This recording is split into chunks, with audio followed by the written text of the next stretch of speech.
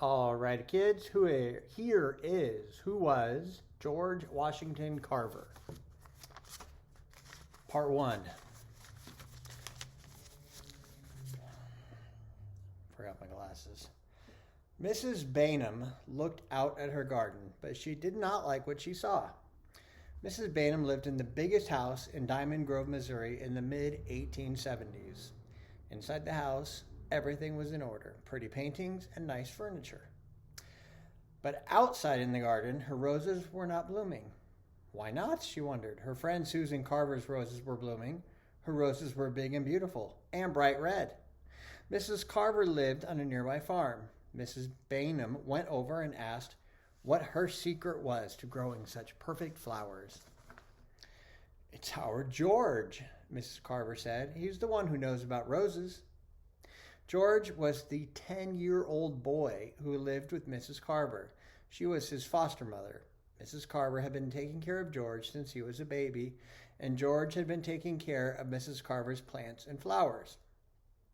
Actually, George helped out around the farm in many ways. He loved Mrs. Carver as if she were his own mother. He would have done just about anything she asked, but he was especially happy when she asked him to help with her garden. So George went over to Mrs. Bainham's house to take a look at her roses. He knew right away what was wrong. Her roses needed to be moved to a different part of the garden where they could get more sun.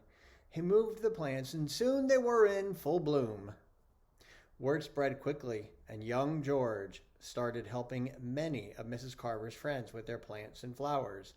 One week, a neighbor needed help with her lilies.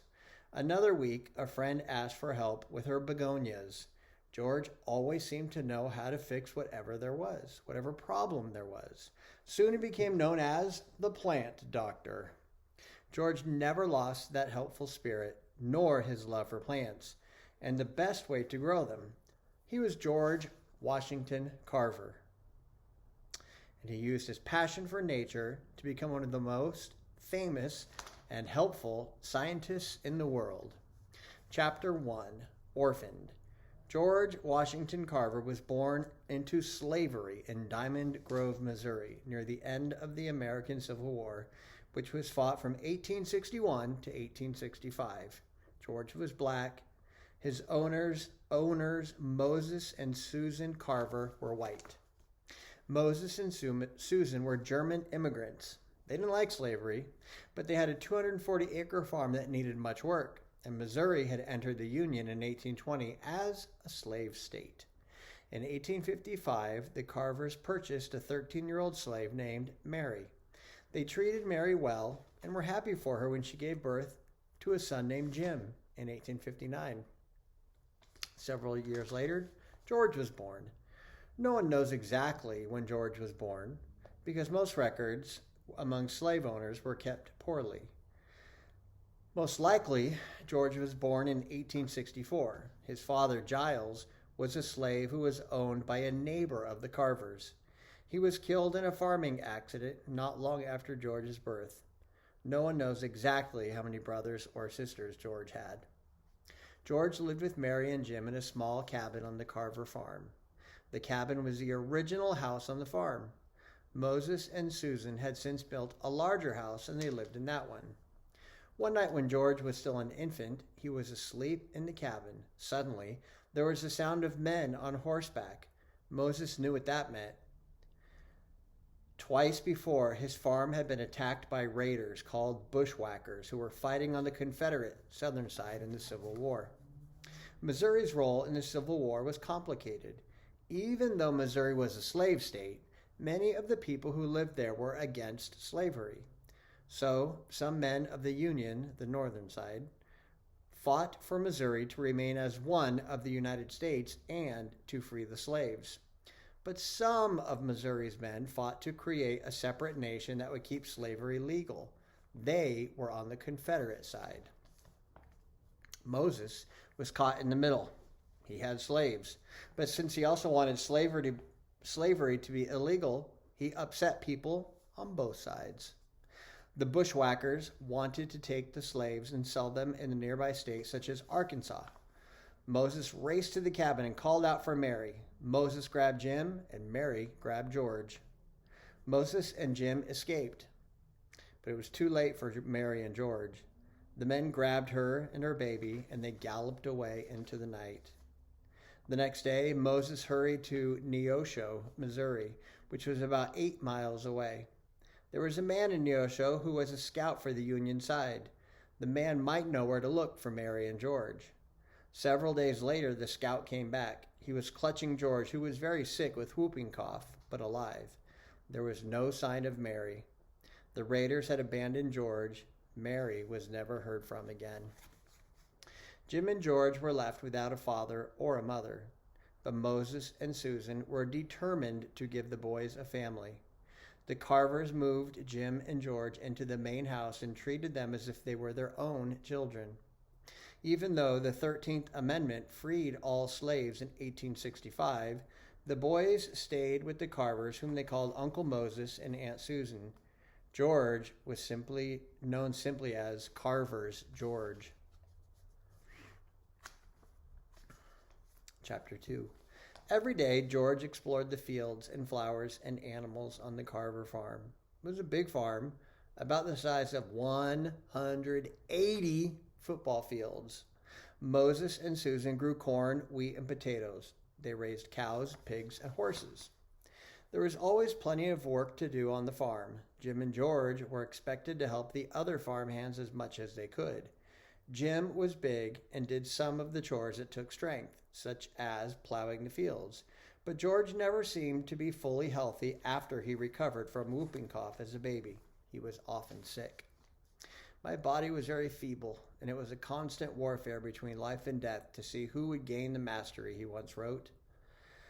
Because he was often sick and not very strong, George was excused from the heavy-duty work on the farm, but he still wanted to be helpful, so he did what he could, such as taking care of the plants and flowers and feeding the animals. George didn't go to school as a youngster, but he still had quite an education on the farm. From Moses, he learned to waste nothing. Moses believed that everything the family needed to live was available right there on the farm. From Susan, George learned how to sew, cook, and clean. Susan even made her own clothes with the help of a spinning wheel she kept in the house. When George was 8 years old, he was baptized a Christian. Because he loved nature so much, George always referred to God as Creator. George went to church on Sundays, about a mile away from the farm. During the week, he played with the neighborhood kids, most of them white, and he learned to get along with people no matter what color they were. Mrs. Bainham was white. One day when George was helping her with her roses, she showed him the paintings in her house. George decided he wanted to paint pictures like that. He didn't have any brushes or paint or canvas or paper, but Moses had taught him to make good use of whatever was available. So George squeezed the juice out of some berries, took a small stick, and started painting on a flat rock. When George wasn't playing or working, he took long walks in the fields and the woods, talking to plants and flowers and caring for them. He cleared a spot in the woods where he kept his own little nursery, a special place for plants. Strange to say, all sorts of vegetation seemed to thrive under my touch, he said. He collected rocks too and stashed them by the chimney in the corner of the house. Susan would make him clean out the corner, but the pile would grow again. George was incredibly curious. He wanted to learn everything that he could about the plants and flowers and animals he saw every day. When he saw a coneflower, he wanted to know why it was purple. When he saw a black-eyed Susan, he wanted to know how it got that name. Sometimes Moses and Susan knew the answers, but not always. The Carvers had an old spelling book. George read the book cover to cover, but it didn't have the answers he was looking for either. George wanted to go to school and learn all that he could. Diamond Grove's school was in the same building where George went for church on Sundays. One day, he and Jim walked to school. Imagine George's excitement at finally being able to find the answers to all of his questions. That's exactly what you guys think, right? All the questions you've ever had, you go to school and they're answered for you. And imagine the disappointment of being told that the school was for white children only. The kids George went to church with on Sundays and played with in the neighborhood could go to school, but he and Jim could not. They walked back home. Jim went right back to helping out on the farm, but that was not enough for George. He did not give up on his dream of going to school. When he was 13, George went to Moses and Susan and told them he wanted to leave. They were the only parents he'd ever known, and he loved them very much, but he wanted to go to school. His plan was to hike to Neosho, which had the nearest school for black children. Moses and Susan always said the boys were free, and they could leave if they wished, so they did not stop George. The next day, Susan packed up some snacks for George, and he began the long walk to Neosho. By the time George made it to Neosho, the snacks were long gone. It was getting dark fast. George did not know anybody in the town, and he didn't have any money. He was tired, and he was hungry. George spotted a barn. He'd grown up on a barn, so a barn was a friendly place. There was no one inside. He set down his belongings and soon was fast asleep. Chapter 3. When George woke up the next morning, he stepped outside. The owner of the barn, Maria Watkins, saw him. She figured he was hungry, so she fixed him some breakfast in the main house. "What's your name?" "Mariah." I may have called her Maria. It's Mariah. Asked him. "I'm Carver's George," he said. That sounded as if Carver owned George. Mrs. Watkins, who was black, did not like that. Slavery had ended more than 10 years earlier, and nobody owned anybody else. So Mrs. Watkins called him George Carver. George told Mrs. Watkins that he was in Neosho to go to school. He didn't have a place to live yet, but he would figure something out. Mrs. Watkins was a kind woman, so she told George he could stay with her and her husband, Andrew, but she was also a strict, no-nonsense woman. If George were going to live there and go to the nearby Lincoln School, named after Abraham Lincoln, he'd have to do his share of the chores. George was delighted with that deal. He already could clean house and do laundry. Moses had taught George not to waste anything. Now Mrs. Watkins taught him not to waste any time. She expected him to go to school during the day, but to come home at recess and do laundry. After school, he would clean the house and maybe help cook dinner. George and Mr. and Mrs. Watkins read the Bible during the week. And when they went to church on Sundays, sometimes George walked back to Diamond Grove to visit Moses and Susan and Jim on the weekends. Neosho was different than Diamond Grove. There were about 3,300 people living there, almost 3 times as many people as in Diamond Grove. And about 1 of every 8 residents in Neosho was black. Diamond Grove had only 16 black people living in the whole town where George grew up. So 1 out of every 8 in Neosho was black, and if there were 3,300 people, that's over 8. That's over 400 black people living in the town, much more than 16. George stayed in Neosho for a year or so and learned just about all he could at the one-room Lincoln School. This simply sharpened my appetite for more knowledge, he wrote. He found that if he wanted more schooling, he'd have to move again, and again, and again.